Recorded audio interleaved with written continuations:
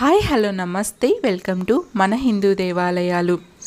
ఓం శరవణ భవాయ నమః. ఇవాల్టి మన హిందూ దేవాలయాల ఛానల్లో 5 స్వరూపాలు ఒకే విగ్రహంలో నిగూఢమైన పంపనూరు సుబ్రహ్మణ్యేశ్వరుడి క్షేత్రాన్ని చూపించబోతున్నాను.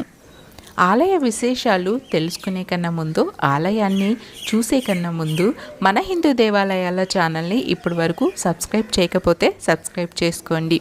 అలాగే వీడియో ఫస్ట్ నుంచి లాస్ట్ వరకు చూడడానికి ట్రై చేయండి.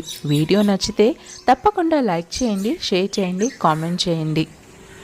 అనంతపురం నుంచి 18 కిలోమీటర్ల దూరంలో ఈ క్షేత్రం కలదు.